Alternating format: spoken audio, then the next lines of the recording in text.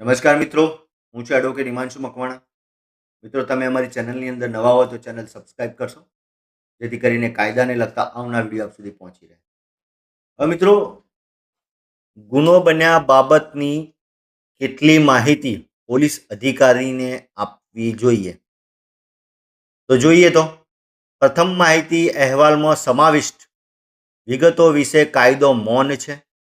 સામાન્ય માણસને ગુનો બન્યા બાબતની પોલીસ અધિકારીને ધ્યાન દોરવા માટે કઈ હકીકતો જરૂરી છે અને કઈ હકીકતો જરૂરી નથી તે અંગે અજાણ હોઈ શકે. ઘણીવાર માહિતી આપનાર પોતે એવું વિચારીને કે તે હકીકતની જાણ પોલીસને કરવી જરૂરી નથી, જેથી તે ગુનો કેવી રીતે બન્યો તે બાબતની જાણ પોલીસ અધિકારીને કરતો નથી અને અન્ય સઘળી અને બિનજરૂરી હકીકતોની લંબાણપૂર્વક જાણ પોલીસ અધિકારીને જણાવે છે, જેના કારણે પોલીસ અધિકારીને વિશાળ માહિતીની નોંધ કરવી પડે છે અને જરૂરી માહિતીના અભાવે અન્વેષણ એટલે કે તપાસ કરનાર અધિકારી સારી રીતે તપાસ કરી શકતો નથી અને અન્વેષણમાં ખામી રહી જવા પામે છે. દાખલા તરીકે, એક વ્યક્તિ સવારમાં કસરત કરવા માટે રસ્તાથી ચાલતો હોય છે, ત્યારે સવારમાં તેને પુલની નીચે કોઈ બંદૂક ચલાવવાનો અવાજ સંભળાય છે અને ત્યાં પુલની નીચે જોતા અમુક માણસોએ એક વ્યક્તિને ગોળી મારીને ગાડીમાં બેસી જતા રહે છે.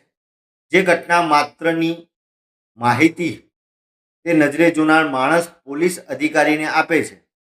નામદાર સર્વોચ્ચ અદાલતે એક કેસમાં જણાવ્યું કે પ્રથમ માહિતી અહેવાલ એ ઇન્સાઇક્લોપીડિયા નથી કે જેમાં પૂરેપૂરી માહિતીનો સમાવેશ કરી શકાય. એક કેસમાં ઠરાવેલ છે કે બનાવનો સંપૂર્ણ અહેવાલ હોવાનું જરૂરી નથી. બનાવની ઝીણી ઝીણી વિગતો પ્રથમ માહિતી અહેવાલમાં સમાવિષ્ટ કરવાનું જરૂરી નથી.